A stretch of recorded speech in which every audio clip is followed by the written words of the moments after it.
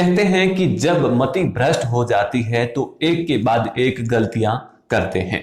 देश की सबसे पुरानी राजनीतिक पार्टी कांग्रेस की हालत भी कुछ ऐसी ही है।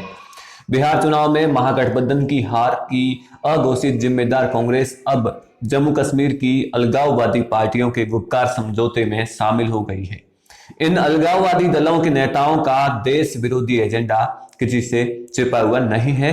कहना गलत नहीं होगा कि ऐसे में इनके साथ अलगाववाद की मुहिम में अप्रत्यक्ष रूप से शामिल होने का यह फैसला कांग्रेस के लिए उसकी ताबूत में अंतिम कील साबित होगा। जम्मू कश्मीर में जिला विकास परिषद के चुनाव होने वाले हैं। ऐसे में अनेकों ना नुक्कड़ करने के बाद गुपकार गठबंधन की पार्टियों ने चुनाव लड़ने का ऐलान कर दिया है। सबसे आश्चर्यजनक बात यह है कि इन पार्टियों का कांग्रेस ने भी समर्थन किया है और अलगाववाद के इस गठबंधन में शामिल होकर ही वो भी चुनाव लड़ेगी।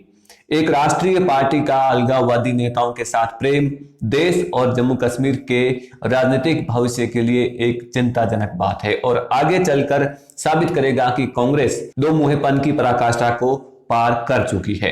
कांग्रेस ने जिस गुपकार गठबंधन में शामिल होने का फैसला किया है उसकी हकीकत किसी को भी हैरान कर सकती है कि देश की राष्ट्रीय पार्टी ऐसा कदम केवल सत्ता के लिए कैसे उठा सकती है। गुपकार का मुख्य एजेंडा जम्मू कश्मीर में अनुच्छेद 370 और 35A बहाली है। ये लोग तब तक भारतीय झंडे को हाथ नहीं लगाने की बात करते हैं जब तक अनुच्छेद 370 बहाल नहीं हो जाता। इस गठबंधन में जम्मू कश्मीर की राजनीतिक पार्टी नेशनल कॉन्फ्रेंस और पीडीपी समेत कई क्षेत्रीय अलगाववादी पार्टियां हैं जिसमें उमर अब्दुल्ला, फारूक अब्दुल्ला, महबूबा मुफ्ती, सज्जाद लोन आदि शामिल हैं।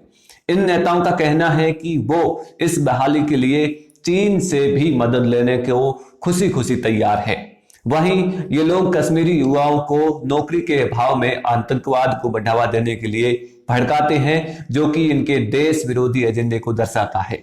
जो नेता अपने देश के मुद्दों के लिए दुश्मन देशों से मदद मांगते हो वो देशद्रोही ही कहलाएंगे और इनके साथ कांग्रेस का गठबंधन उसकी प्रकृति को दर्शाता है कि असल में वो कितने निचले स्तर तक जा चुकी है।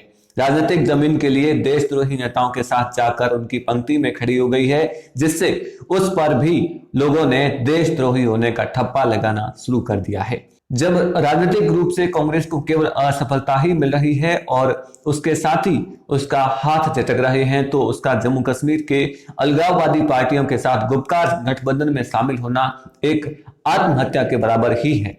इसमें कोई दो राय नहीं है कि कांग्रेस का यह फैसला न केवल जम्मू कश्मीर बल्कि पूरे देश में उस पर भारी पड़ेगा और संकट में पड़े कांग्रेस के राजनीतिक भविष्य के लिए यह ताबूत में आखिरी कील का काम करेगा। तो फिलहाल इस वीडियो में बस इतना ही। आपकी क्या राय है कमेंट करके जरूर बताएं। वीडियो पसंद आया तो लाइक कीजिए, शेयर कीजिए और ऐसे ही वीडियोस के लिए अपना इंडिया चैनल को सब्सक्राइब कीजिए। जय हिंद, जय भारत।